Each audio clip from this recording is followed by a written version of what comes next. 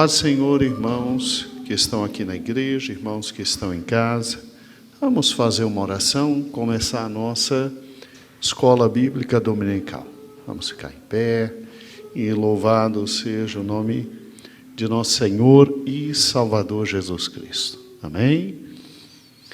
Senhor, muito obrigado pelo momento que estamos na Tua casa. Muito obrigado pelo privilégio que temos de estar em Tua presença. Ó Deus, abençoa-nos esta manhã. Dá-nos, Senhor, da Tua palavra. Fala ao meu coração, fala ao coração do meu irmão, da minha irmã, dando-nos, Senhor, uma manhã em felicidade. Nós, Senhor, te pedimos e desde já te agradecemos. Amém e amém. Sente-se abençoado, sente-se abençoada. Como é bom, né? Estarmos na casa do Senhor, servindo ao nosso Senhor. Por quê? Porque o Senhor é bom e porque eterna é a misericórdia do Senhor. Amém? Não é Mateus 24, 7, é Mateus 24 e 32. E assim diz a palavra do Senhor: aprendei, pois, a parábola da figueira. Quando já os ramos se renovam e as folhas brotam, sabei que está próximo o verão. Assim também vós, quando virdes todas estas coisas, sabeis que está próximo às portas a minha vinda. Amados irmãos, eu sei perfeitamente que pode parecer estranho aos irmãos nós estarmos vindo desde o versículo 1 de Mateus 24 e chegamos até o versículo 14 de Mateus 24 e agora nós estamos pulando uma parte inteira, né? Uma parte inteira, estamos pulando do versículo 15 e indo diretamente para o versículo 32. E aí vem a pergunta, mas do versículo 15 até o versículo 31 não são sinais da volta de Cristo? Não é tudo sermão profético? Não está tudo em Mateus capítulo 24? Por que está pulando do 15 para o 31? Bem, antes de entrar na revista, deixa eu te explicar alguns fatos que são importantes para a gente entender este sinal. Tá bom? Vamos lá. Todos estão aqui comigo? Amém? Vamos lá. Esqueça um pouquinho a revista e abra Mateus 24. Pegue a Bíblia. Deixa eu te mostrar algo que é fundamental para aí depois a gente voltar para a nossa revista. Pega Mateus 24. Vamos lá? Pegou direitinho? Quando você pega Mateus 24, no versículo 1 diz assim: tendo Jesus saído do templo, ia se retirando, quando se aproximaram dele os discípulos para lhe mostrar a construção do templo. E parece que os discípulos estavam muito felizes com aquele grande templo que Herodes construiu, né? Porque o versículo 2 de Mateus 24 diz: ele, porém, lhes disse: não vedes tudo isso? Em verdade vos digo, não ficará aqui pedra sobre pedra, que não seja derribada. Olhe para mim um pouquinho, meu irmão. Já já a gente volta para o texto. Imagine um grande templo. Um templo maravilhoso, suntuoso. Um templo como poucos templos existiam na época. Quem era Herodes? Herodes era o maior construtor do seu tempo. A gente olha hoje para a Ponte JK, acha ela fantástica, né? A gente olha para a esplanada dos Três Poderes, a gente fica assustado. Como é que alguém pode pensar em tantos detalhes? E Deus um dia fez nascer um homem chamado Oscar Niemeyer, que projetou tudo aquilo e que, mesmo não acreditando em Deus, por Deus foi abençoado com tamanha capacidade mental, né? Olha como Deus é fantástico. Até aqueles que não acreditam nele, ele ainda dá a capacidade de fazer coisas extraordinárias. É incrível. Quando você vai a Paris, que você vê a grande Torre Eiffel, você fica assustado. Quando você vai ao Rio e vê aquele monumento que foi um presente da França para o Brasil, o Cristo Redentor, você fica assustado. São monumentos assim, fantásticos, e você fica assim, poxa, mas a humanidade tem uma capacidade tão grande de criar, né? De fazer.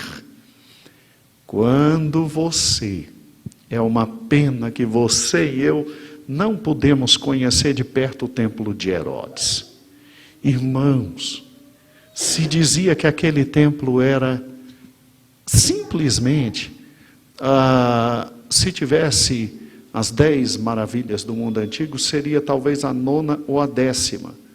Mas só falam das 7 maravilhas do mundo antigo. Era algo fantástico. Tem no site da igreja, depois eu vou disponibilizar para os irmãos, como é que Herodes construiu aquele templo. É fantástico, irmãos. Foi um estudo de quarta-feira, todo gravado, em 3D. Foi uma coisa fantástica aquilo que o Senhor nos deu naquela quarta. E eu vou disponibilizar. Então, quando você chega em Mateus 24, não é à toa que simplesmente, meus amados irmãos, os discípulos olham para Jesus e dizem, olha que maravilha. Quando você pega o texto sinótico, ou seja, o texto em Marcos, o texto em Lucas, eles chegam a dizer, Senhor, olha essas pedras, olha essa construção, Senhor, não tem coisa mais linda no mundo que isso. Quer dizer, assim como a gente vai ali na Praça dos Três Poderes e a gente tem orgulho de dizer, ó, isso aqui é brasileiro, isso aqui foi Oscar Niemeyer, mas Oscar Niemeyer sonhou. Meu amigo, arquiteto é tudo maluco, eles sonham. Coitado é do engenheiro que tem que fazer todo o projeto. E o pobre do mestre de obras. E o pobre do carpinteiro, do pedreiro, porque quem bota a mão na massa é o povão mesmo, tadinho. Então, é assim fantástico. E aí, você olha assim, você tem a ideia, meu Deus, que engenharia fantástica. Que mestre de obras de primeira estava ali construindo, né? E assim, tudo, absolutamente tudo. Então, você sente orgulho de andar na Praça dos Três Poderes. Você sente orgulho de, no Rio de Janeiro, dizer, olha aqui, ó, os monumentos. Você sente orgulho de andar em Olinda e ver monumentos fantásticos, as casas centenárias, Minas Gerais, a Praça da Pampulha. Você sente orgulho. Então, eu entendo o que os discípulos estão sentindo aqui. Eles sentiam orgulho do templo que eles tinham. Aí Jesus olha para eles, Claudentino, e diz, não vai ficar pedra sobre pedra. Gente, é impossível. Um templo daquela dimensão, não vai ficar pedra sobre pedra? É impossível. Eles ficaram tão assustados com o que Jesus diz, porque afinal de contas era Jesus. Cego estava vendo. Paralítico estava andando. Coxo estava sendo curado. Na época, hanseníase não tinha cura, era lepra. E a pessoa tinha que ficar distante e Jesus curava. Morto estava sendo ressuscitado. Ficaram assustados quando Jesus disse, não vai ficar pedra sobre pedra. E se cumpriu no ano 70. Não ficou pedra sobre pedra. Agora escute. É importante o passo que nós vamos dar agora para você entender a lição número 8 da revista. Então, olho bem grande agora na Bíblia. Voltemos para Mateus 24, versículo 3. No Monte das Oliveiras achavam-se assentados Jesus e seus discípulos, quando se aproximaram deles os discípulos em particular, e lhe pediram, dize-nos quando sucederão essas coisas, e que sinal haverá da tua vinda e da consumação dos séculos. Gente, olha o que é aluno. Aluno quer saber tudo, de uma única vez, e num único momento. Aluno, Deus o livre. Eu tenho alunos. Eles fazem isso comigo na faculdade. E eles dizem, professor, fala tudo. Aí você olha para a cara do indivíduo e diz, meu Deus do céu, eu preciso de muito tempo para isso, vamos com calma. Aí nós, na cabeça cartesiana que nós temos, grega pura, a gente divide A, B e C. Aqui eles fizeram 3 perguntas para Jesus, numa só. Mas normal, aluno é assim. Primeira pergunta, dize-nos quando essas coisas acontecerão. Ou seja, quando é que vai ser destruído o templo? Por quê? Porque, pensa comigo, para destruir o templo, você tem que entrar em Jerusalém. E Jerusalém estava sob um monte muito alto. Então, em primeiro lugar, para subir aqui na cidade, não é qualquer um, não. Tanto é que a história registra que 6 legiões foram deslocadas para arrebentar Jerusalém. 6 legiões. Não é pouca coisa, não. Segundo lugar, conseguiu passar os muros de Jerusalém, que está edificada sobre um monte. Para chegar no templo, era mais elevado ainda. Porque o Monte Moriá era alto. Para chegar lá, escadas existiam. Quando você assistir o vídeo que eu vou te mandar, você vai entender, é lindo. Então, peraí. Para chegar e destruir o templo, você tem que destruir uma cidade. Por que eu estou dizendo que tem que destruir a cidade antes? Por uma razão simples. Você vai tocar num símbolo mais profundo do judaísmo e um judeu vai ficar olhando para a tua cara? Tu está maluco? Tinha uma galera chamada Zelote, que andava com punhais. E a diversão deles era matar romanos. A diversão de Zelote era fazer churrasquinho de romano. Do nada eles insuflavam guerras. Meus irmãos, olha o que eles perguntaram. Eles perguntaram 3 coisas ao mesmo tempo. Em primeiro lugar, quando é que vai ocorrer essas coisas? Porque para Jesus, para destruir o templo, tem que destruir Jerusalém. Então, vai ser morticínio. Quando é que vai ser? Segundo lugar, nos fala da tua vinda. Terceiro lugar, e da consumação dos séculos. Olha o que é aluno. É para matar Jesus na veia. Para matar Jesus na veia. 2 pés no peito de Cristo. Eu quero saber 3 assuntos simples. Quando é que vai destruir Jerusalém e o templo? Segundo lugar, sinais do teu retorno, porque você disse que ia voltar. E terceiro lugar, quando é que vai ser a consumação dos séculos? Jesus, com tranquilidade, paciência, judeu como era, e mestre como poucos, porque Jesus falava e todo mundo dizia, ele é melhor do que todos porque ele fala com autoridade.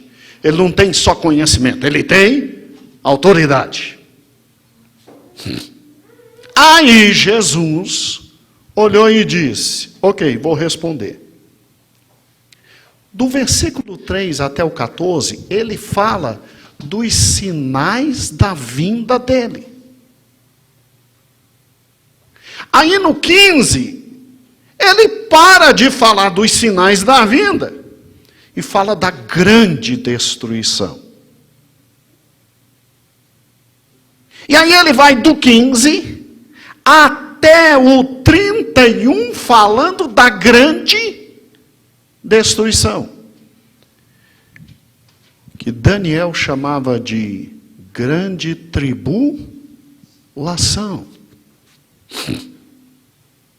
E depois no 32, aí ele volta a falar da vinda dele. Por isso que a gente trabalha de que forma? Como papai nos ensinou. Do versículo 1 até o 14. Dores de parto, sinal da vinda dele. Do versículo 15 até o 31, grande tribulação. E é tão real isso, que a gente já foi junto na revista do 1 até o 14. Agora, olha que interessante, versículo 15. Quando virdes o abominável da desolação, de que falou o profeta Daniel, aí eles já sabem, Daniel estava falando do anticristo, do abominável da desolação. E é tão real que a sessão muda de raciocínio, que Jesus, ao falar da grande tribulação, ele diz no 21, porque nesse tempo haverá grande tribulação, desde o princípio do mundo até agora não tem havido e jamais haverá. Ou seja, nesse momento da grande tribulação, é um momento tão ímpar de sofrimento para judeu, que não houve antes e nunca haverá depois. E aí ele retoma o assunto, volta de Cristo, não grande tribulação, volta de Cristo. No versículo de número 32. 32. E aí, calma que ele só está me ajudando a dar aula, não se preocupe. E aí, o que acontece? No versículo 32 e 33, é que ele vem e diz, aprendei a parábola da figueira. Quando os seus ramos se renovam, as folhas brotam, sabei que está próximo o verão. Assim também vós, quando virdes todas essas coisas, sabei que estou às portas. Então, ele muda o assunto. Quando ele fala da parábola da figueira, ele deixa de falar da grande tribulação e ele volta a falar que ele estava às portas. Ah, pastor, estou entendendo. Pois é, pastor, eu pensava que no capítulo 24 era tudo um assunto só. Então eu estava pensando que no capítulo 24 o assunto todo era sinais da volta de Cristo. Não. Jesus responde uma pergunta que se divide em 3 partes, na verdade 3 perguntas. E aí ele, com a mente judaica, faz isso. Oi, pastor, mas... poxa, e eu tenho um amigo pastor que ele olha para esse texto e ele diz, não, Mateus 24 todinho não fala nada da volta de Cristo, é só da grande tribulação. E aí ele acredita que desde o início já é grande tribulação. Pois é, nós temos 3 grandes correntes aqui de interpretação do capítulo 24.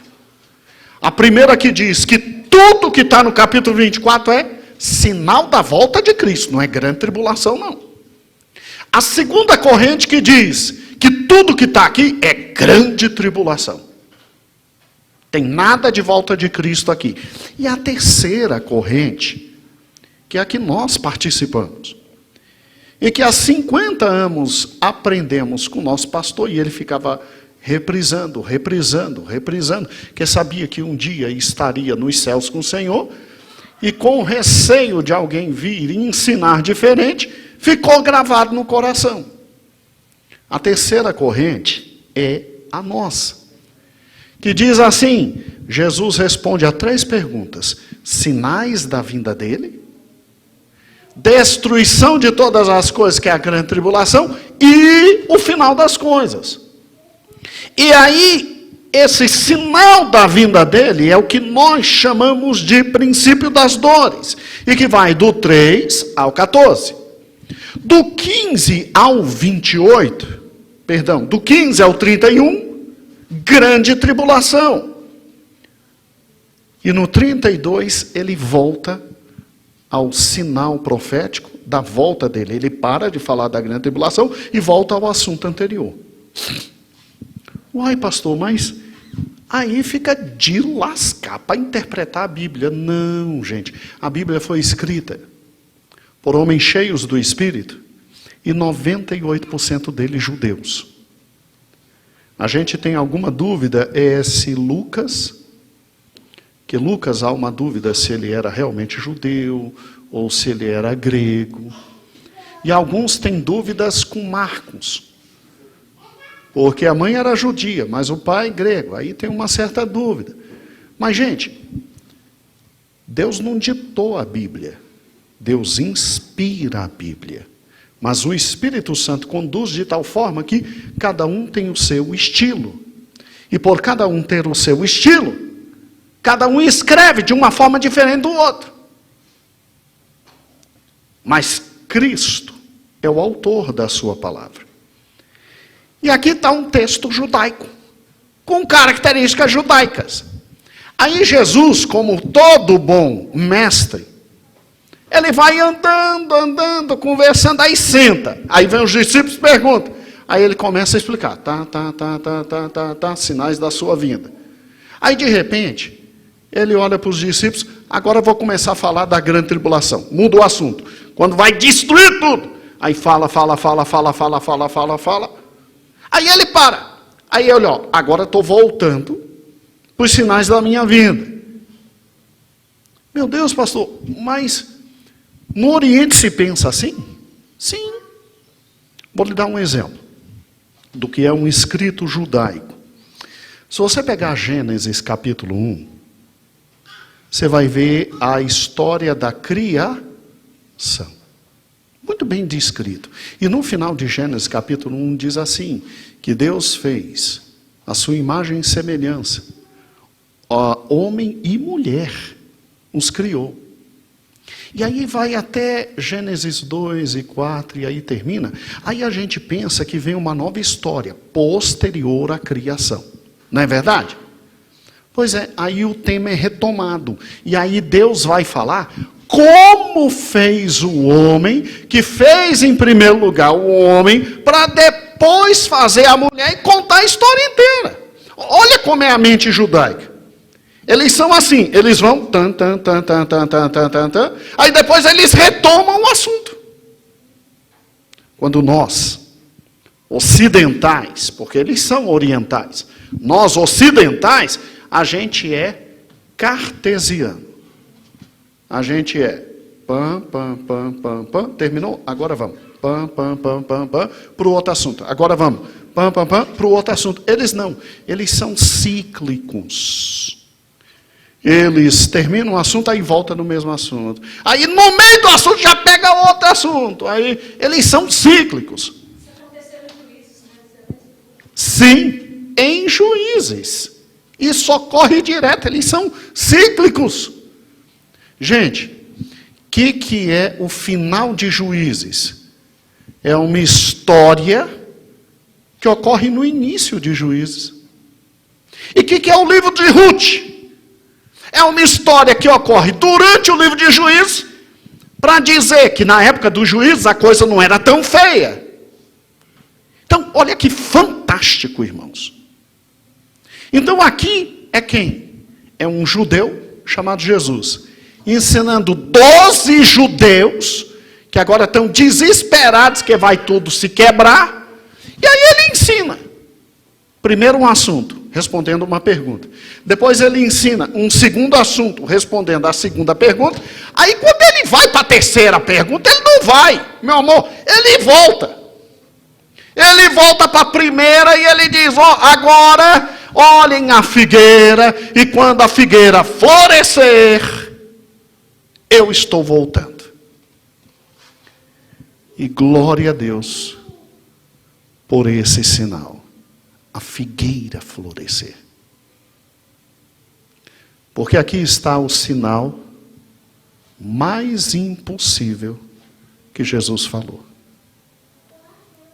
Este texto é um daqueles que na minha época de adolescente, revoltado, questionador, terrível, cético, ao ler esse texto, ao estudar esse texto, eu disse, não tem para onde. A Bíblia é a palavra de Deus. E aí me curvei diante do Senhor. Porque todo mundo tem o direito de ter dúvida. Você não fique chateado se você tiver dúvida não, tá bom? Todo mundo tem o direito de ter dúvidas. Agora fique tranquilo, leia com calma, vá aprendendo. Não escute só uma versão, escute os outros lados também. E à medida que você vai escutando e vai dosando e pesando, você vai dizendo, meu Deus, não tem como o homem ter escrito isso. Gente, quando Jesus diz, aprendei a parábola da figueira, quando os ramos se mostram e as folhas brotam, eu estou vindo. O que Jesus está falando com videira? Os discípulos se alegraram com isso, porque eles entenderam. Agora, eu e você, pobres moradores do Gama, 2022 anos depois, o que Jesus está falando aqui? Só tem um jeito de entender. Volte comigo, por gentileza, lá no livro de Oséias. E se você tiver dificuldade para achar Oséias, eu te entendo. A gente ainda está estudando Ruth, né? Não chegou a Oséias. Mas ele está no Velho Testamento. Se tiver problema para achar, vai no índice. Não é vergonhoso ir no índice. Eu, quando não acho um assunto, eu vou no índice, não mato. Índice existe para isso. Abriu Oséias. Em Oséias capítulo 10,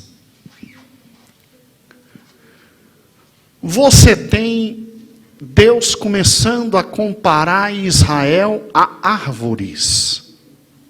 Em Oséias capítulo 10, você tem Deus começando a comparar Israel a árvores. E Deus chateado com Israel. E por que Deus estava chateado com Israel? Por uma razão simples, óbvio. Israel estava de forma indigna na presença dele. Vamos ler junto Oséias 10.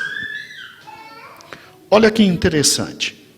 Ele diz assim, Israel é uma vide luxuriante. Vide. Não figueira, pastor. Vide. Vide da uva. Figueira, figos. Vide da uva. E Deus está dizendo que Israel é uma vide luxuriante, que dá seu fruto com abundância. Assim multiplicou os altares. Quanto melhor a terra, tanto mais belas colunas se fizeram. Agora, aí vem a pancada. O seu coração é falso. Por isso são culpados, e o Senhor quebrará os teus altares e deitará abaixo as colunas. Deus está dizendo, eu vou quebrar vocês por causa da imundícia, da idolatria de vocês. Apesar de vocês serem lindas, como uma vide. E aí, lá no querido... deixa eu pegar aqui, continuando, versículo 3. Agora, pois, dirão eles, não temos rei, porque não tememos ao Senhor, e o rei que fará por nós? Falam palavras vãs, jurando falsamente, fazendo aliança. Por isso brota juízo como erva venenosa nos sulcos dos seus campos. Os moradores de Samaria serão atemorizados por causa do bezerro de Bet-Avém. O seu povo levantará e lamentará por causa dele, e os sacerdotes idólatras tremerão por causa da sua glória que já foi. Também o bezerro será levado à Síria como presente ao rei principal. Efraim se cobrirá de vexame, Israel se envergonhará por causa do seu próprio capricho. Vocês não trouxeram bezerro de ouro? Vocês vão se arrebentar. E o rei de Samaria será como um lasca de madeira na superfície de alto, e os altos de Avém, pecado de Israel, serão destruídos. Espinheiros e abrolhos crescerão nos seus altares, e os montes dirá cobrir-nos, e os outeiros cair sobre nós. Desde os dias de Gibeá, pusesse Israel, e nisso permanecesse, a peleja contra a perversidade. Quem alcançará Gibeá? Castigarei o povo na medida do meu desejo, congregar-se-ão contra eles os povos, quando eu punir, por causa da sua dupla transgressão. Porque Efraim era uma bezerra domada, que gostava de trilhar. Coloquei jugo sobre a formosa do seu pescoço, atrelei Efraim o carro, julgar. Lavrará e Jacó desfará os torrões. Então eu disse, semeai para vós outros injustiça, cefai segundo a misericórdia, arai o campo, porque isso é tempo de buscar o Senhor, até que Ele venha. Arrastes a malícia, colhestes perversidade, comestes o fruto da mentira, porque confiastes nos vossos carros e na multidão dos vossos valentes. Portanto, entre o teu povo se levantará tumulto de guerra, e tuas fortalezas serão destruídas.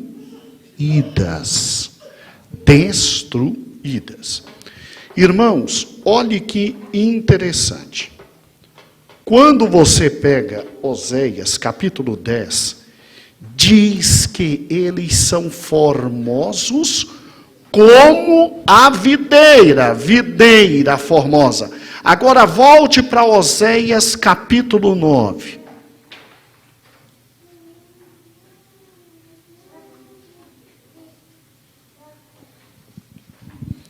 Em Oséias capítulo 9, versículo 10, Deus começa a comparar Israel não só como videira, mas como figueira. Olha que interessante, Oséias 9, 10. Achei a Israel como uvas aonde? No deserto. E vi vossos pais como primícias de quê? Figueira nova. Vocês são para mim como uva no deserto. Vocês são para mim como figueira nova. Porque era tão deliciosa a uva, tão maravilhosos os figos produzidos lá até hoje, que Deus compara Israel como videira e figueira. Tamanha delícia que Israel provocava em Deus, tamanha alegria. Agora vá comigo para o próximo texto que está no livro posterior a Oséias. Vá comigo para Joel.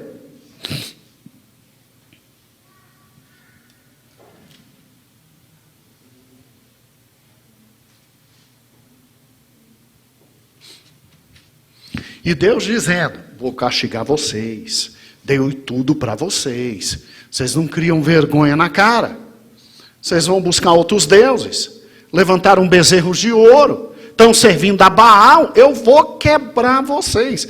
E Joel, capítulo 1, é muito pesado. Olha que interessante. Palavra do Senhor que foi dirigida a Joel, filho de Petuel. Ouvi isso, vós, velhos, e escutai, todos os habitantes da terra, aconteceu isso em vossos dias, ou no dia dos vossos pais? Narrai isso a vossos filhos, e filhos façam narrar seus filhos, e os filhos desse a outra geração. Eu vou arrebentar vocês. Olha o que Joel diz. O que o gafanhoto cortador comeu, o gafanhoto migrador. O que deixou o migrador, comeu o gafanhoto devorador. O que deixou o devorador, comeu o gafanhoto destruidor. Ébrios, ou seja, Deus ia mandar muitos povos para arrebentar Israel. Então viriam os assírios, depois os medo-persas, depois os gregos, depois os romanos. É isso que ele está dizendo. Ébrios, despertai-vos e chorai, ativai, todos vós que estáis bebendo, por causa do mosto, porque ele vai ser tirado da vossa boca, porque veio um povo contra a minha terra, poderoso e inumerável, e os seus dentes são dentes de leão, e ele tem queixas como uma leoa, e fez da minha vide uma assolação, destroçou a minha figueira, tirou-lhe a casca, lançou por terra, os seus sarmentos se fizeram brancos. Jesus compara, porque aqui é Jesus falando com seu povo por intermédio de quem? Joel. Jesus diz, vocês estão tão longe de mim, o pecado de vocês é tão grande, a idolatria é tão terrível, que vai vir um povo para destruir vocês, em decorrência do que eu já avisei em Deuteronômio 28. Eu disse para vocês que se vocês me seguissem, os outros povos, quando viessem, correriam de vocês. Mas eu disse que se vocês me deixassem, vocês iam ser servos dos outros povos. E está vindo um povo, que a cara dele é como de leão, de leoa, que vem para presa. Estava falando aqui de Nabucodonosor e da Babilônia, que tinha como símbolo os leões. Deus não deixa ninguém enganado. E Deus disse, vai fazer, na verdade fez da minha casa assolação. Quer dizer, aqui é um verbo no hebraico, e esse verbo, ao mesmo tempo que está no futuro, ele indica uma ação que é tão certa que o passado já aconteceu. Ele está no passado se referindo a um futuro que é tão certo que vai acontecer. E aí a Bíblia diz, fez da minha vide. Quem é a vide do Senhor? Israel. E destroçou a minha figueira. Eu poderia multiplicar os textos aonde Israel é chamada de figueira.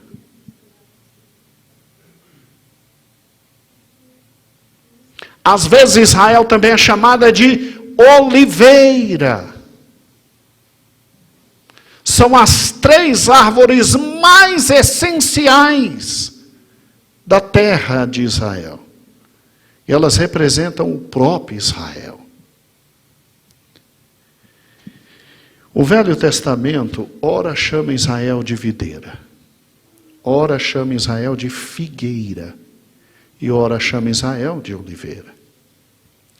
Quando Jesus, volte para Mateus 24 agora, meu amado irmão, quando Jesus em Mateus 24, lá no versículo 32 diz, aprendei a parábola da figueira, quando os seus ramos se renovam e as folhas brotam, sabeis que está próximo o verão.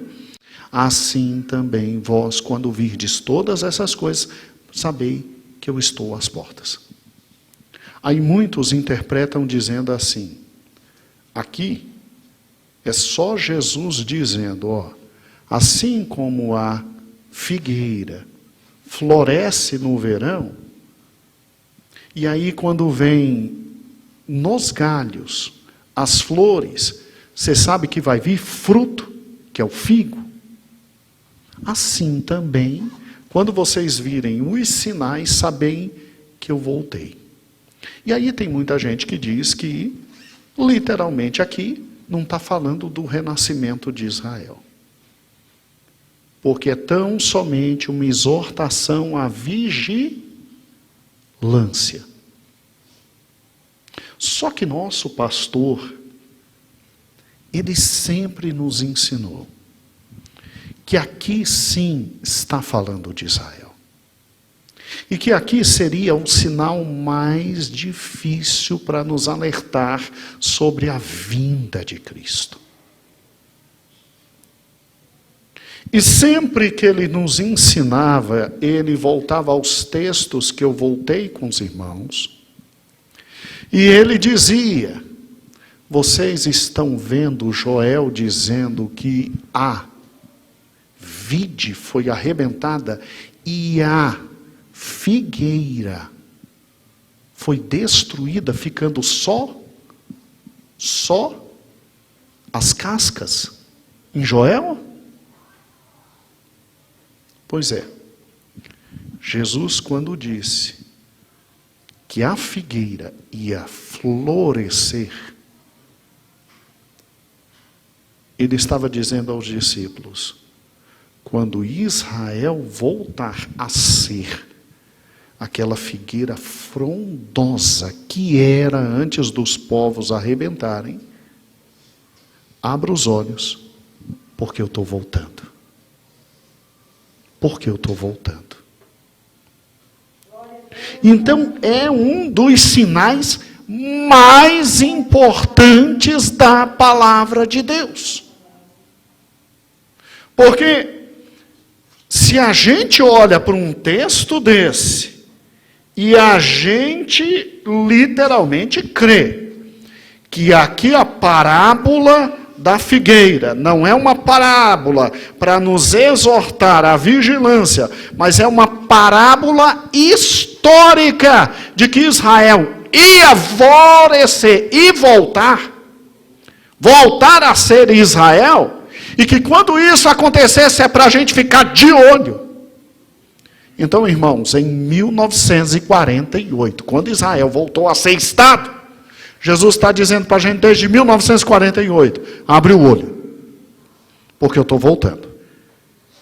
Abre o olho, porque eu estou voltando.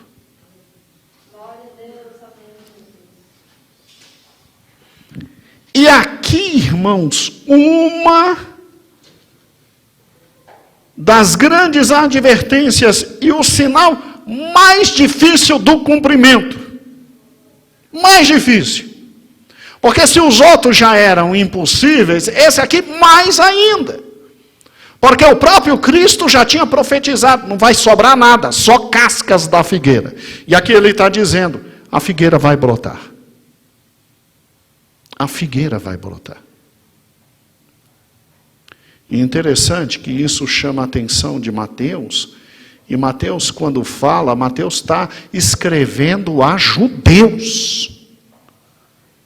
E seria mais uma prova de que Cristo era o Messias. E Mateus está falando a judeus.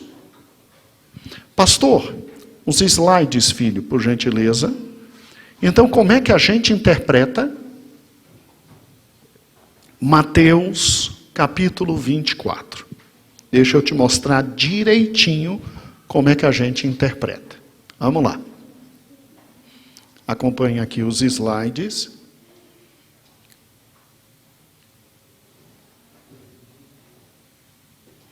Você se lembra daquela linha do tempo?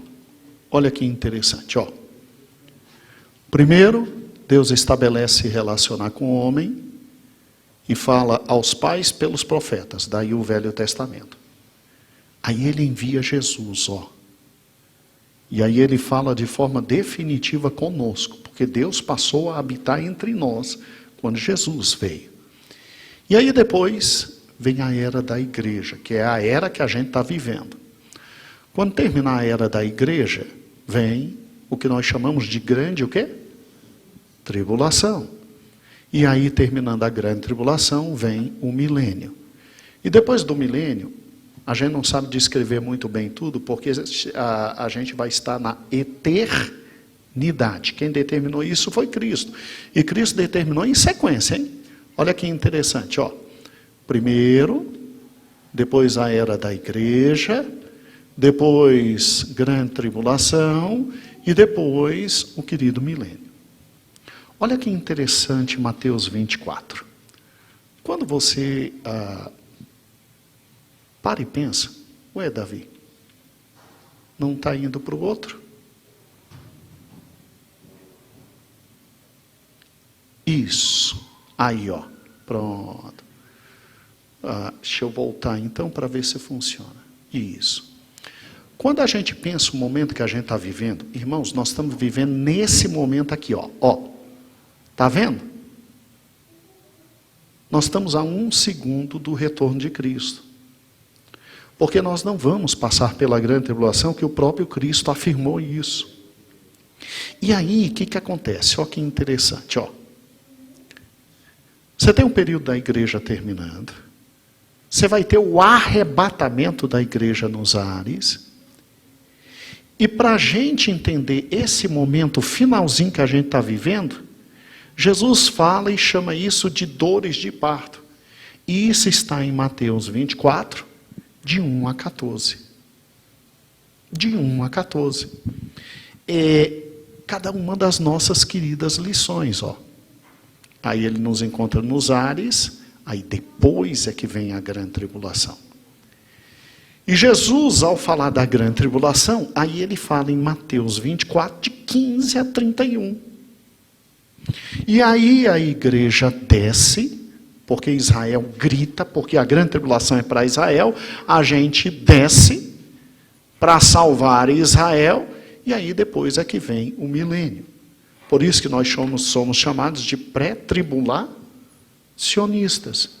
Porque a gente sobe antes da grande tribulação, a gente não vai passar pela grande tribulação. Olhe, por gentileza, ali para baixo da igreja. Mateus 24, de 1 a 14, dores de parto. Aí a gente sobe. Aí, depois que a gente sobe, aí é que começa a se cumprir Mateus 24, de 15 a 31. Que é a grande tribulação. E aí tem gente que pega Mateus 24 e bota tudo, ou nas dores de parto, ou tudo na grande tribulação. E a gente aprendeu que é diferente. Vamos lá. Então, pastor, vamos ver se a gente está entendendo. Estamos vivendo esse momento, para você não esquecer, ó. Ó o momento que a gente está vivendo, por isso que está tudo apertando, Jesus está voltando. Aí nós vamos subir ao céu, ele vem, nos arrebata. Aí, para você não ter dúvidas, Mateus 24, de 1 a 14. Dores de parto. Jesus falando o que vai acontecer antes da grande tribulação. E daí nossa querida revista, ó. A gente sobe e é arrebatado. Essa é a posição pré-tribulacionista nossa. E aí nossa revista. Primeiro sinal. Estou em Mateus 24, de 1 até 14. Ó. Primeiro sinal, falsos cristos. Segundo sinal, rumores de guerra. Terceiro sinal, desastres naturais. Quarto sinal, perseguição. Quinto sinal, falsos profetas. E aí, quando Jesus chega até falsos profetas, aí ele pega, porque ele vai até falsos profetas aqui, ele pega e começa a falar da grande tribulação, Claudentina. Aí é que começa Mateus 24, de 15 a 31, Cláudio. E aí todo mundo fica perdido, mas de que ele está falando? Ele está respondendo 2 a 3 perguntas ao mesmo tempo. Aí ele vem e fala tudo sobre a grande tribulação. Ele fala aqui sobre o anticristo, ele fala das dores. E o final da grande tribulação, aí a gente volta, que a gente foi arrebatado e volta para buscar Israel. A grande tribulação, irmãos, que a gente não vai passar, é aquele período do Apocalipse que fala dos 7 selos. Você se lembra? Primeiro selo, o anticristo. Abaixa a minha imagem, Davizinho, que está atrapalhando. Segundo selo, o cavalo vermelho, o cavalo da guerra. Terceiro selo, o cavalo da fome. Quarto selo, o cavalo da morte. Aí, o quinto selo são os mártires da grande tribulação. A gente não está aqui, a gente está no céu. E o sexto selo é a terra tremendo, e tudo sendo arrebentado. Aí, olha que interessante. Vem anjos para tocar 7 trombetas. Porque quando abre o 7º selo, aí são anjos que vêm para tocar 7 trombetas. A coisa que estava ruim piora. Aí eles tocam as 7 trombetas. E na última trombeta, é o convocar de 7 anjos. Então, 7 selos, aí 7 trombetas, onde a coisa piora muito. E a última trombeta ali é o tocar para chamar os 7 últimos anjos para derramar as 7 taças da ira. E tudo isso Jesus concentra numa única explicação que está em Mateus capítulo 24, no versículo de número 21, porque haverá grande tribulação, como nunca houve antes e nunca tem havido até agora. É tudo isso aí, está aqui, ó, do versículo 15 ao 28, 32. Então, é um momento histórico horrível. Horrível. E ele explica por cima, permitindo que depois os apóstolos João e Paulo expliquem em detalhes. Aí, olha que interessante, aí você aprende que a gente está vivendo aqui e que literalmente o nosso tempo está acabando, mas o Senhor vem nos buscar. Aquele período ali de preto é o que a gente chama de grande o quê? Né? É o que a gente chama de dores de parto, aquele período finalzinho. E que nós estamos estudando esse trimestre. E já já o Senhor nos leva, porque a gente está alerta, e os sinais que ele falou em Mateus 24, de 1 a 14, estão se cumprindo. Aí Jesus descreve tudo o que vai acontecer na grande tribulação, aqui ó, tudo o que estamos estudando, as dores de parto. Aí Jesus descreve tudo o que vai acontecer na grande tribulação. E ele descreve do versículo 15 ao versículo 31. Só que ele descreve de forma genérica. Quem vai a fundo aqui é João na ilha de Patmos e o apóstolo Paulo. E aí, quando você pega Mateus, capítulo 24, de 15 a 31, é a grande tribulação, que a gente não passa, a gente está no céu. A gente, quando termina a grande tribulação, a gente volta para cá, ó. E aí a gente desce para salvar Israel. E aí, no versículo 32, tem isso aqui, ó. No versículo 32 tem a figueira florescendo de novo. E a gente fica assim, meu Deus, mas o que está acontecendo? Que figueira florescendo é essa? Pode tirar os slides, Davi, e voltar para mim. O 32 é Jesus que começou com dores de parto, aí entrou em grande tribulação, aí ele volta de novo para as dores de parto. E aí ele dizendo no versículo 32 e 33, assim como eu falei em Joel capítulo 1, que não ia sobrar quase nada da figueira, só cascas, eu agora estou prometendo que a figueira vai florescer. E quando a figueira florescer, abra o olho, porque eu estou perto de voltar. Entendeu o que é a figueira? Entendeu o que ela florescendo? Respeitamos tranquilamente todos os outros irmãos que dizem, não, Jesus não está falando aqui de videira, Israel. Aqui ele só quer nos levar a uma exortação à vigilância. Tanto é que as outras parábolas são parábolas de exortação à vigilância. E aí vem o capítulo 25, das 10 virgens, a parábola dos talentos, o grande julgamento, são todas parábolas só de vigilância. Irmãos, quem desejar crer assim, nós respeitamos. Mas a parábola da figueira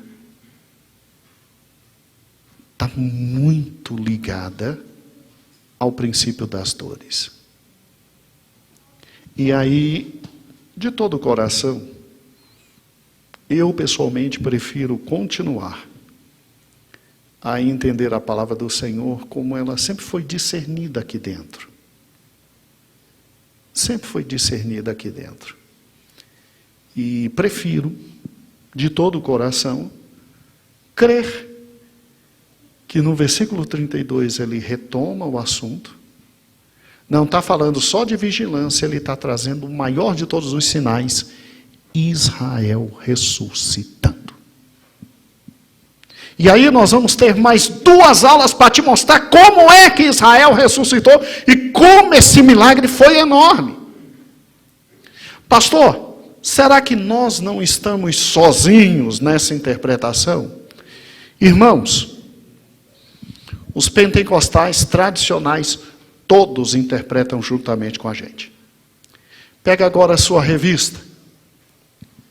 Olha que interessante. Verinha, me ajude. Traz aqui, por gentileza. É a sua revista, por gentileza.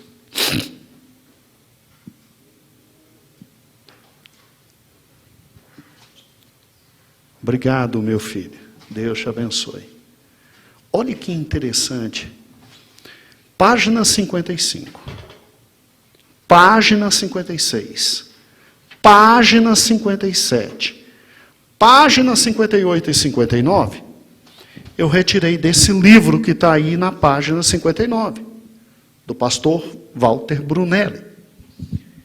Ele é bacharel em teologia por 2 grandes faculdades. Ele é mestre em teologia, doutor em teologia, pentecostal como a gente. E não é só ele que diz isso aqui, não. Não é só ele que diz isso aqui, não. A linha tradicional pentecostal diz. Então, nós não estamos fundados numa interpretação que o nosso pastor Gedeon passou para a gente numa tradição da igreja, não. A linha pentecostal básica, tradicional, sempre pensou assim. E os grandes pentecostais hoje, com mestrado, com doutorado, está aqui, ó. Eu, inclusive, fiz questão de colocar o texto do livro dele. Esse aqui é o volume 4. São 4 volumes a obra dele. E é uma só. Eu poderia colocar várias. Mas olha que interessante. Página 57, porque em casa você vai ler a página 56, 57, 58 e 59. Você vai fazer dever de casa. Vai ler e vai crescer. Na página 57, versículo não é Bíblia, né? Ele vem aqui, sinais da vinda de Cristo, sinais do arrebatamento. Página 57, a gente fez questão de botar de amarelo, não está no livro de amarelo, fomos nós que colocamos. Letra J, florescimento da figueira, ressurgimento do Estado de Israel. Então veja que ele interpreta como a gente. E na página de número 58, ele vem explicando essa interpretação. Então é para ler em casa, à luz de tudo que eu te ensinei, meu amado irmão, Páginas 56, 57, 58 e 59. E aí no próximo domingo a gente continua. E eu quero te mostrar que milagre foi Israel renascer. E aí você vai ver que Jesus está muito perto de voltar. Meu filho, por gentileza, desculpe te explorar, devolva para a nossa querida Verinha. Muito obrigado, meu filho. Deus te abençoe. Os netos da Claudentina são altos, né? Altos, bonitos. 2 jovens muito altos. Mas o pai deles é grandão. É enorme, né, Claudentina? Deus de misericórdia. Glória a Deus. Que bênção. Que bênção, que bênção. Irmãos, então, hoje a aula foi só para explicar como é que se interpreta Mateus 24, explicar por que Jesus fez assim, era judeu, explicar que ele estava respondendo várias perguntas e explicar que a figueira é de suma importância. E que aqui está o maior sinal de todos, porque, vamos ser francos, você quer saber por que a figueira é Israel? Até o diabo entendeu dessa forma. E eu vou lhe provar que o diabo entendeu dessa forma.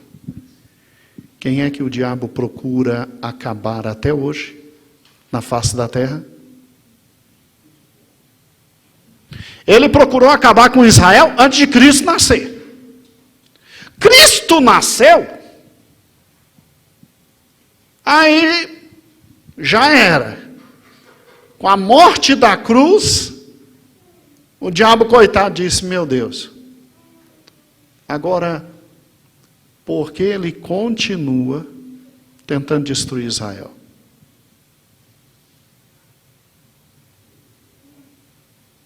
Por quê?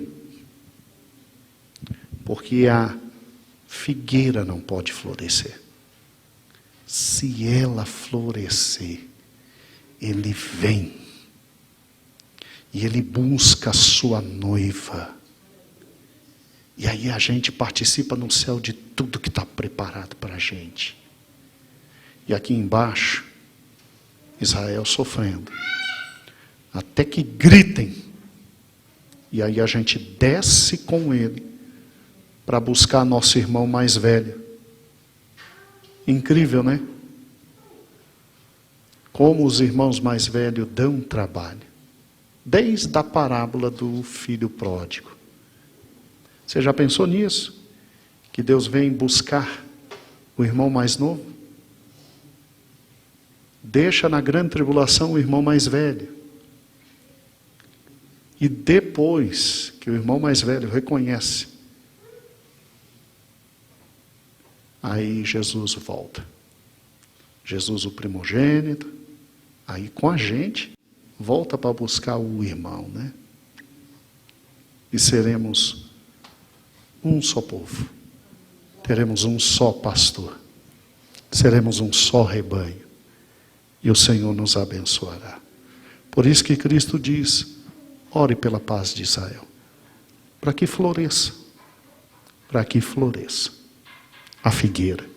Que ele mesmo prometeu. Que ia ficar só na casca. Mas que ele prometeu. Que floresceria. E ele disse: quando florescer, eu estou voltando. Eu estou voltando. E é bonito esse estudo. Nós vamos continuar no próximo domingo. Você vai ver como são os fatos. A gente vai andar muito no Antigo Testamento. História geral. Vai ser muito gostoso. E o Senhor vai nos abençoar. Senhor, muito obrigado pela Tua palavra. Obrigado por um sinal tão importante quanto esse. Como Tu és Deus maravilhoso. Como nós estamos crescendo dia a dia na Tua presença. Preserva-nos, Senhor. Olhando para Ti, autor e consumador da nossa fé, e aguardando de Ti o dia glorioso do Teu retorno. E nós Te louvaremos, te engrandeceremos. Bendito é o teu nome. Amém.